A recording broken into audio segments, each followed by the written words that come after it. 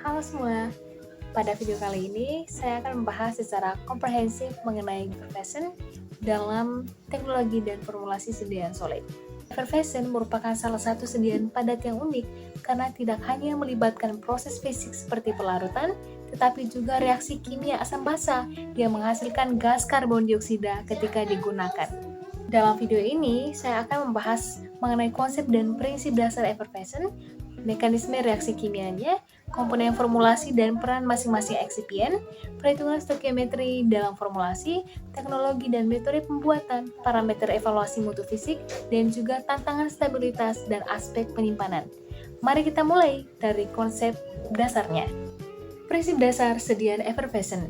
Effervescent adalah sediaan padat yang mengandung zat aktif, asam organik, basa karbonat, atau bikarbonat yang ketika dilarutkan dalam air akan bereaksi menghasilkan gas karbon dioksida. Gas karbon dioksida ini menimbulkan efek berbuih atau effervescent dan membantu proses pelarutan zat aktif. Effervescent merupakan hasil reaksi asam basa yang berlangsung cepat dalam medium air. Reaksi umumnya, asam ditambah natrium bikarbonat akan menghasilkan garam, air, dan juga karbon dioksida. Contoh reaksi menggunakan asam sitrat. Reaksi ini bersifat cepat, endoterm ringan, dan menghasilkan tekanan gas sementara dalam larutan. Mengapa harus tanpa air? Karena reaksi hanya terjadi jika ada air. Jika sediaan menyerap kelembapan dari udara, reaksi ini bisa terjadi sebelum digunakan. Granul menggumpal, tekanan dalam kemasan meningkat, potensi zat aktif bisa berkurang. Itulah mengapa granul effervescent sangat sensitif terhadap kelembapan.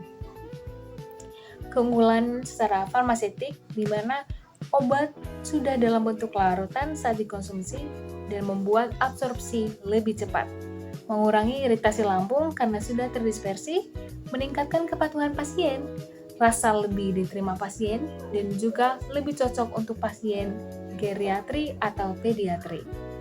Keterbatasan dari sediaan effervescent yaitu tidak cocok untuk obat yang tidak stabil dalam air, memerlukan kemasan kedap udara, biaya produksi yang tinggi, dan juga membutuhkan kontrol lingkungan produksi yang ketat.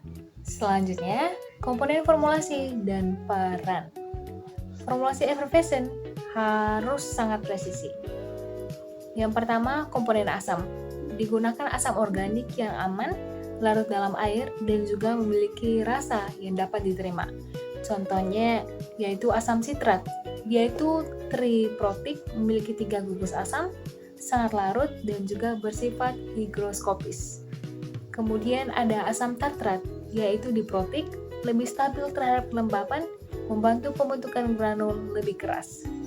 Juga ada asam malat, memberikan rasa asam lebih lembut.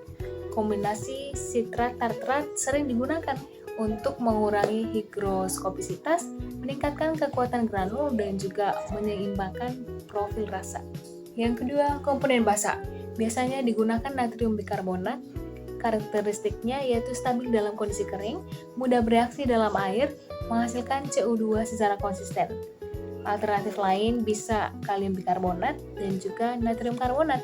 Namun, natrium bikarbonat paling umum digunakan karena profil keamanannya baik.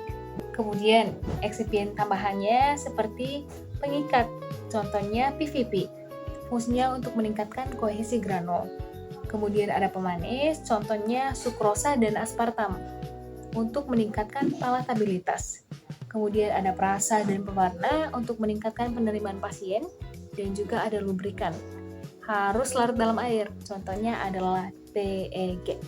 Bahan yang tidak boleh digunakan antara lain magnesium stearat karena dia bersifat hidrofob dan memperlambat reaksi. Kemudian ada aerosil dalam jumlah besar dapat menyerap kelembapan, dan juga semua bahan yang higroskopisnya tinggi.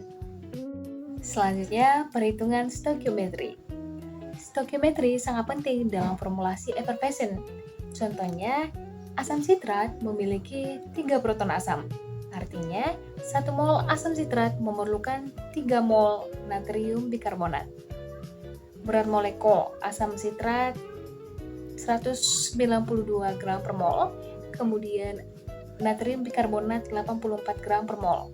Jika digunakan 129 gram asam sitrat, maka diperlukan 3 dikali 84 sama dengan 252 gram natrium bikarbonat.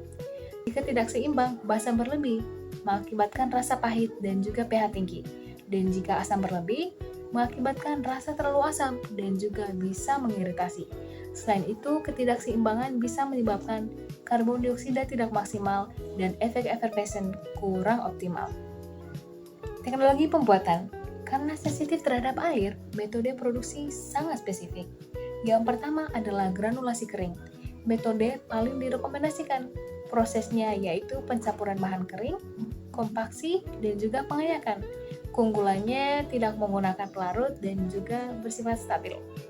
Yang kedua, granulasi basa non-aqueous, di mana menggunakan etanol sebagai pelarut. Keuntungannya membantu pembentukan granul dan juga tidak memicu reaksi.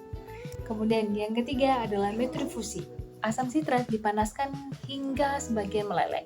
Cairan hasil lelehan bertindak sebagai pengikat alami. Metode ini tidak memerlukan pelarut dan juga cocok untuk skala kecil.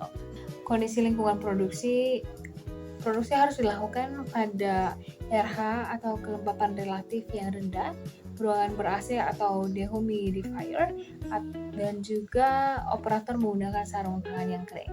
Evaluasi mutu spesifik. Granul effervescent memiliki uji mutu khusus atau evaluasi, yaitu yang pertama, waktu dispersi, diukur dalam air suhu kamar. Biasanya kurang dari 5 menit. Semakin cepat, maka semakin baik performa effervescence-nya. Yang kedua adalah volume atau ketinggian buih, menunjukkan jumlah karbon dioksida yang dihasilkan.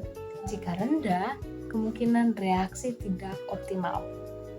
Yang ketiga adalah pH larutan, biasanya antara 4-7 tergantung dari formulasinya. pH harus tidak terlalu asam dan juga tidak terlalu basa, sehingga aman untuk mukosa lambung.